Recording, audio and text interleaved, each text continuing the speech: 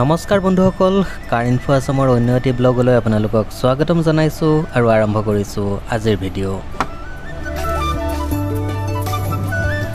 হঠাৎ ফোন আহিল Renault কাইগাৰৰ tyre এটা ৰদত লাগি ফাটি গ'ল, গতিকে টায়াৰ চেঞ্জ কৰিব যাব লাগে আৰু আমি তেজপুৰলৈ যাবলৈ ওলালোঁ। আৰু কি টায়াৰ লগালোঁ, কিমান টকাত লগালোঁ, সেই গোটেইখিনি দেখুৱাম আজিৰ ভিডিঅ'ত। গতিকে চাই থাকক আমাৰ সৈতে কাৰ ইনফো আছাম। আৰু লগতে এটাই ৰিকুৱেষ্ট, আপোনালোকে লাইক নকৰে, শ্বেয়াৰ নকৰে, কমেণ্ট নকৰে।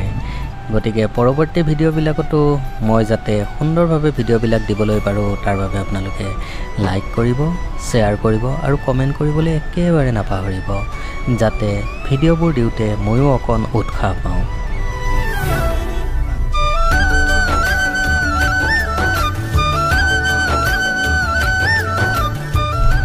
মেডিকেল কলেজৰ পৰা তেজপুৰলৈ বেছি দূৰ নহয়, মাত্ৰ 15 কিলোমিটাৰমানহে হ'ব। কিন্তু তাৰ পাছতো আমাৰ সময় লাগিল তেজপুৰ পাওঁতে বহুত, কাৰণ এটা টায়াৰ যিহেতু ফাটি গৈছিলে আৰু ৰেনল্ট কাইগাৰত যোনটো স্পেয়াৰ টায়াৰ থাকে সেইটোৰ এক্সাইজ কম থাকে আৰু 80তকৈ বেছি সেইটোৰ মেক্সিমাম স্পীড থাকে 80। গতিকে তাতকৈ ওপৰততো যাব নোৱাৰি, তাৰ বাবে আমি লাহে লাহে গ'লোঁ।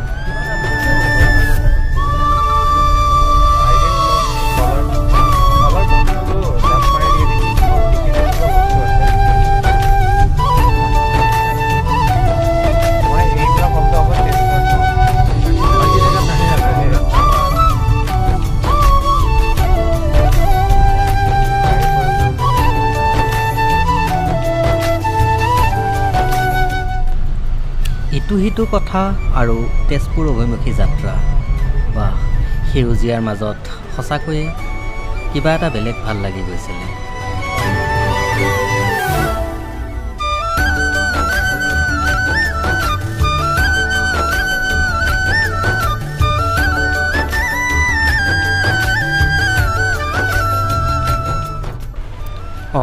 এইখিনিতেই কৈ থওঁ, আপুনি যদি গাড়ীৰ টায়াৰ চেঞ্জ কৰিব বিচাৰে তেতিয়াহ'লে টায়াৰটো চাব, যিমান পাৰে ছফ্ট টায়াৰ এটা ল'ব, তাতে আপুনি মাইলেজো বেছি পাব আৰু সেই টায়াৰটো আপোনাৰ বেছি দিন চলিব।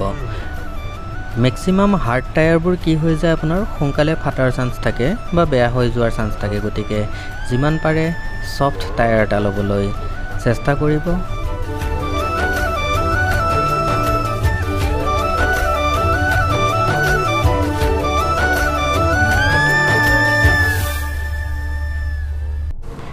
তেজপুৰত আহি পাই চিধাই সোমাই দিলোঁ জেকে টায়াৰ আৰু এপল' একেলগে আছে, আৰু আমি চিলেক্ট কৰিলোঁ এপল'ৰ টায়াৰ।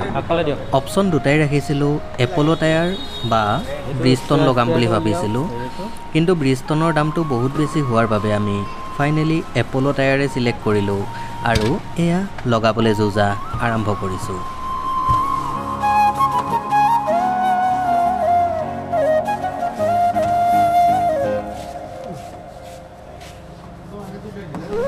ফটা টায়াৰটো উলিয়াবলৈ ডিক্কিত যেতিয়া দাদাই হাত দিলে তেতিয়াহে গম পালে ডিক্কিত ইমানবোৰ বস্তু ডিক্কিত একেলগে থ'ব পাৰিনে, সেইটোও দাদাই ভাবিলে।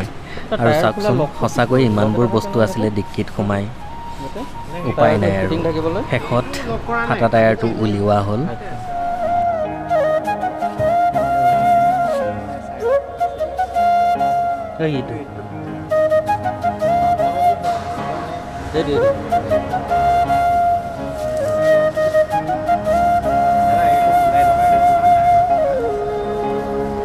সেইটোতে লাগিব, সেইটোতো এনেও নালাগে।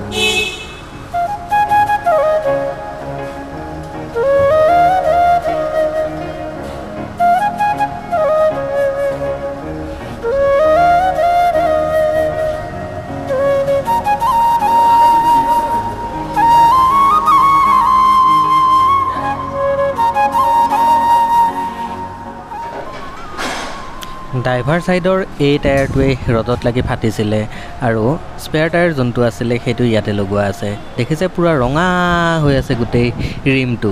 আচলতে 80তকৈ ওপৰত এই টায়াৰটো দি চলাব নোৱাৰি, কাৰণ টায়াৰটো এক্সাইজ কম থাকে।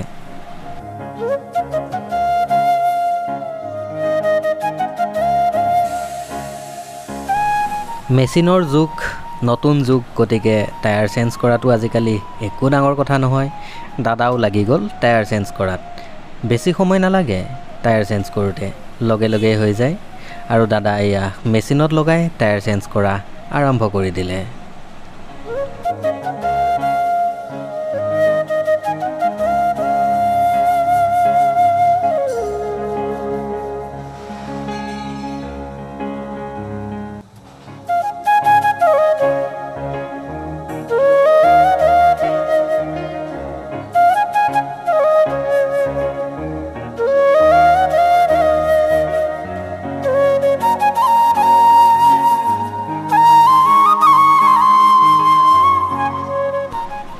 চাওকচোন পুৰণি টায়াৰটো কিমান সহজতে ওলাই গৈছে ৰিমটোৰ পৰা। সঁচাকৈয়ে মেচিনৰ আৱিষ্কাৰে মানুহৰ কষ্ট কিন্তু বহুত কমাই দিছে দেই।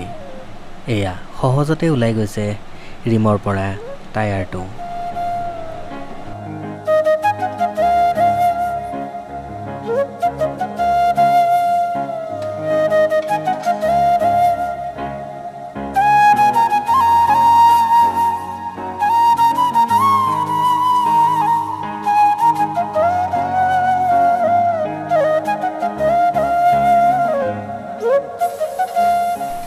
ৰডৰ অকণমানি টুকুৰা এটা আৰু চাওকচোন টায়াৰৰ অৱস্থা।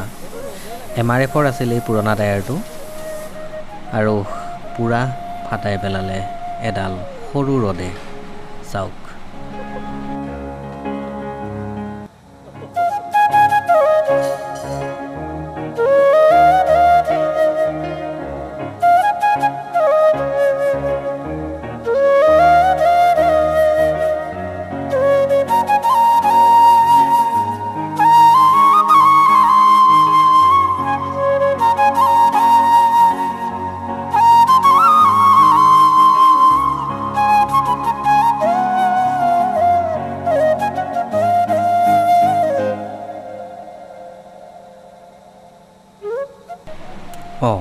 ইমান সময় টায়াৰৰ কথাহে কৈ আছোঁ, কিন্তু টায়াৰৰ চাইজটোৰ কথাটো কোৱাই হোৱা নাছিলে।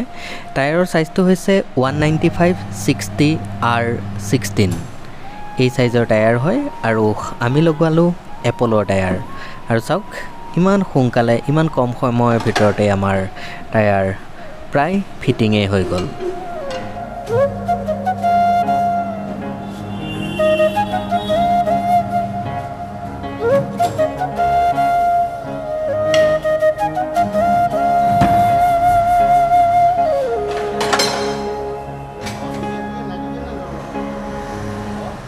নাইট্ৰজেন ভৰাই দিয়ক দুইটা। টায়াৰকেইটা ফিটিং হোৱাৰ পাছত আমি তাতে নাইট্ৰজেনেই ভৰাই ল'লোঁ।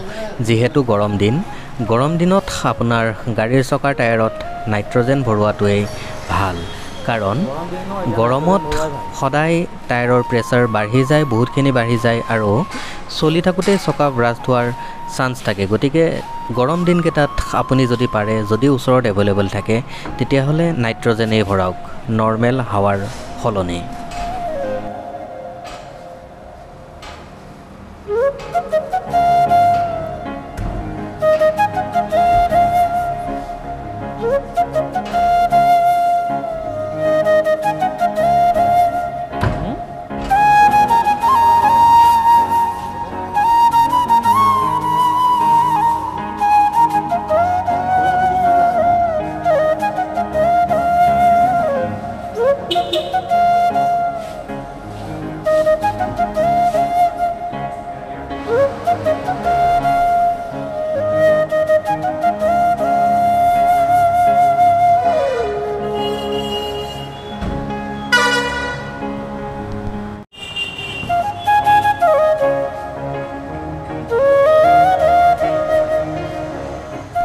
আৰু ফাইনেলি গাড়ীৰ টায়াৰ চেঞ্জ হোৱাৰ পাছত চিধি সুমিয়াই দিলোঁ গাড়ী এলাইনমেণ্ট কৰিবলৈ।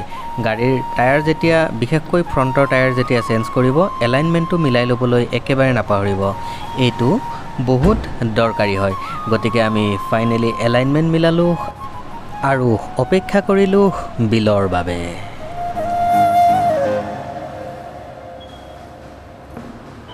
বন্ধুসকল, সদৌ শেষত আমাৰ বিল আহিল 12,560 টকা দুয়োটা টায়াৰত। পুৰণাত এটা টায়াৰ আমি তাতেই দিছিলোঁ আৰু তাৰ পাছতো আমাৰ বিল আহিল 12,560 টকা দুয়োটা টায়াৰত।